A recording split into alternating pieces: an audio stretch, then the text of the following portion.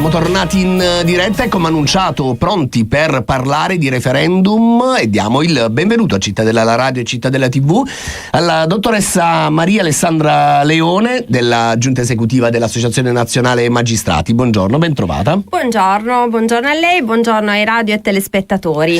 La ringrazio per questo invito perché è molto importante parlare del referendum. Noi ci teniamo moltissimo a che la gente capisca l'importanza di andare a votare per questo referendum senza quorum, quindi un referendum per cui basterà veramente pochissimo, anche, un voto in più per cambiare la Costituzione. Quindi vogliamo che i cittadini si rendano conto dell'importanza di questo voto e soprattutto che ci arrivino preparati, che gli si spieghi esattamente su cosa saranno chiamati a votare. Questo come magistrati ci preme molto.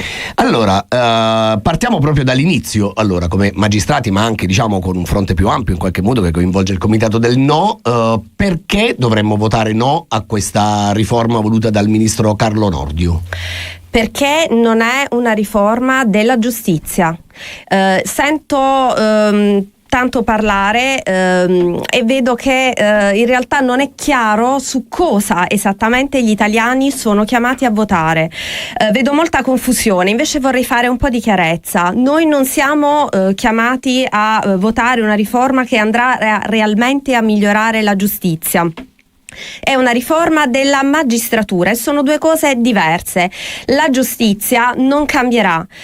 I problemi che i cittadini avvertono e quindi per esempio le lungaggini processuali, gli errori giudiziari, se a marzo verrà votato il sì, gli errori giudiziari ci saranno comunque perché la riforma non va a toccare questo. I processi non dureranno neppure un giorno in meno, quindi tutti i problemi che il cittadino avverte come problemi della giustizia non verranno risolti.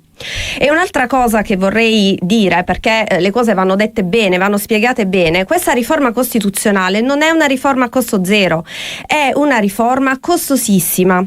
Noi abbiamo fatto due conti come NM. Voi parlate insomma anche di triplicazione dei costi. Noi rispetto, abbiamo quantificato. Lo dico a chi ci ascolta, certo, perché diciamo la separazione delle carriere tra pubblici ministeri e giudici porterebbe a due consigli superiori della magistratura, quindi due organi diversi, e a un terzo organo che sarebbe l'Alta Corte di Giustizia. Allora, quindi, parliamo dei costi, per esempio. Esatto, quello che prima faceva un organo, quindi il CSM, adesso lo faranno in tre, con una triplicazione dei costi. Noi abbiamo quantificato, sono 100 milioni di euro all'anno. In più, ogni anno. Cosa si può fare con 100 milioni di euro in più all'anno? Si possono costruire ospedali. Si possono costruire asili nido, si possono acquistare 600 ambulanze del 118 oppure assumere 3.000 dipendenti del Ministero della Giustizia che oggi sono precari. Noi abbiamo avuto un miglioramento notevolissimo dei tempi dei processi. Io sono un giudice civile e ci sono stati 100.000 procedimenti civili in più definiti all'anno da quando sono stati assunti con i fondi del PNRR i funzionari dell'ufficio del processo, che però adesso al 30 giugno verranno mandati a casa. Con i soldi che noi stiamo investendo nella riforma costituzionale potremmo stabilizzare questo personale e realmente vedere dei miglioramenti della giustizia. Allora, cosa ci deve interessare? Cosa interessa al cittadino? Che migliori il servizio giustizia? Oppure questa riforma che poi alla fin fine che cosa va a fare? Va a indebolire il potere giudiziario, e questo non lo diciamo noi, non lo dicono i magistrati. Questo mi preme molto dirlo, perché ci si accusa di essere una casta. Ok? Invece no, non è questo, lo dice la relatrice dell'ONU.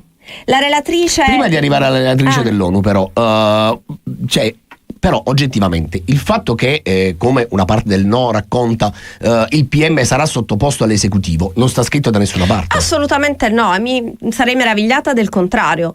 La Costituzione dell'Iran, del regime dell'Ayatollah, dice espressamente che la magistratura è indipendente. La Costituzione della Corea del Nord, del Venezuela, dicono che la magistratura è indipendente.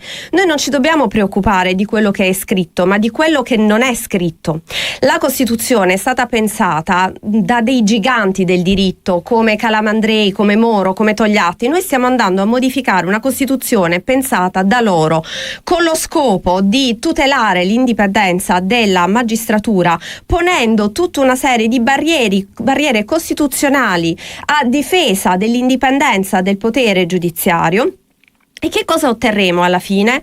Otterremo in realtà un indebolimento. Per quale ragione? Si dice che il pubblico ministero e il giudice devono essere separati perché altrimenti il giudice non è indipendente, non è imparziale, perché farebbe acquiescenza a quanto perché detto appartiene in qualche modo alla stessa categoria del pubblico ministero. E allora io vi faccio una domanda: è il giudice del primo grado e il giudice del secondo grado non appartengono alla stessa categoria? Perché il giudice del secondo grado è imparziale nel momento in cui va a riformare una sentenza di primo grado? Cioè, perché il problema è solo tra pubblico ministero Faccio un esempio banale, penso alla sentenza dell'Ilva del maxi processo ambiente svenduto, in primo grado una serie di condanne, e la Corte d'Appello invece ha detto no, questo processo va celebrato da un'altra parte. Questa è la prova che la magistratura è già imparziale e che il problema non è separare il pubblico ministero dal giudice. La devo interrompere, dottoressa, perché insomma sta andando davvero come un treno, però la devo fermare solo un attimo perché abbiamo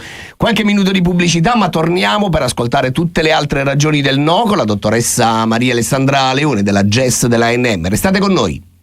Ci sono altri punti sui quali chi per esempio ha promosso questa campagna vi attacca, in particolare la magistratura. Una di queste per esempio è il fatto che i magistrati non rispondano degli errori che commettono, e quindi hanno istituito questa alta corte di giustizia. Ecco, mi viene da chiedere, ma non è che il no è solo per sfuggire, magari insomma c'è paura di rispondere degli errori davanti all'alta corte?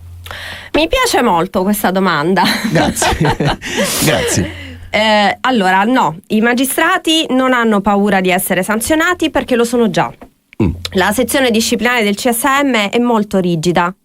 Allora, premessa, io sono un giudice del lavoro, sì. Quindi da 20 anni io mi occupo delle sanzioni disciplinari di tutti i lavoratori, pubblici impiegati e sì.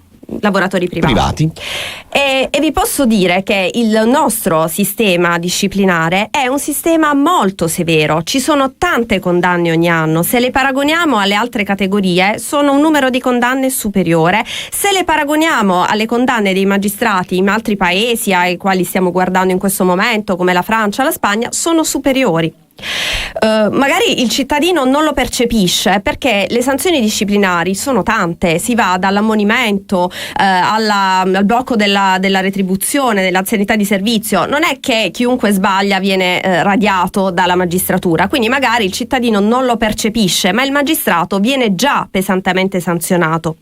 Quello che a noi non piace dell'alta corte disciplinare è che sarà un soggetto con una componente politica forte, perché all'interno dell'alta corte, tra l'altro, e questo lo voglio far sottolineare come una delle contraddizioni di questa riforma, nell'alta corte il pubblico ministero e il giudice sono di nuovo insieme, li vogliamo separare, spendiamo 100 milioni di euro, ma nell'alta corte, che poi si occuperà di disciplinari, no? Quindi della questione, se vogliamo, più delicata, pubblici ministeri e giudici saranno di nuovo insieme. Giudicati dallo stesso organo. Giudicati dallo stesso organo, certo, il PM giudicherà il disciplinare del giudice, quindi il problema, diciamo, che si vorrebbe risolvere con la separazione delle carriere di fatto si ripone proprio nell'alta corte, che ha una componente politica molto forte, perché c'è tutta una parte di avvocati e professori universitari scelti dal Parlamento, tra i quali ci sarà il sorteggio, però è un sorteggio che, come capite bene, è limitato a un gruppo ristretto, non a tutti gli avvocati e a tutti i professori,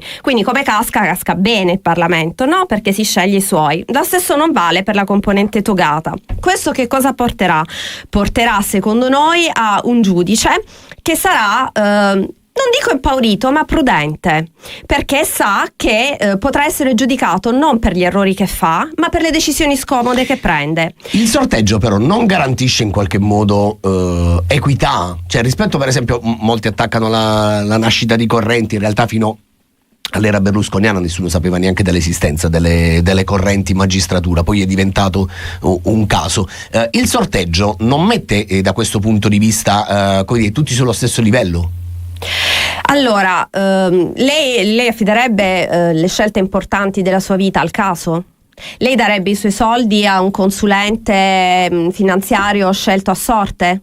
O vorrebbe avere la facoltà di scegliere? Sarebbe l'unico organo costituzionale nel quale c'è l'estrazione per sorteggio. Ora, io non voglio nascondermi dietro un dito e non voglio negare che il problema delle correnti, della deriva correntizia c'è stata. Però si risolve lasciando tutto al caso? Io non penso che lasciare tutto alla sorte, per quanto è chiaro si sorteggerà tra magistrati, ma una persona che nella vita come me fa il giudice del lavoro e magari lo fa benissimo, non è detto che poi sia altrettanto bravo a occuparsi di questioni di ordinamento giudiziario. Cioè, voglio dire, il medico chirurgo sa fare il chirurgo, non è detto che poi sarà un eccellente direttore sanitario. Sono lavori diversi per i quali ci sono anche attitudini differenti e si fa questo, quindi si lascia poi al caso anziché affidare alla responsabilità e alle scelte consapevoli. Se noi invitiamo delle persone a una festa e queste creano problemi, alla festa successiva gli invitati li estraiamo a sorte? Forse li caccio prima, diciamo, in realtà. Il caso vuol dire rinunciare alla responsabilità, vuol dire lasciare alla sorte quello che invece dovremmo noi poter decidere come organo appunto di autogoverno. Altro? Sì, volevo in 30 secondi però. In 30 secondi, flash.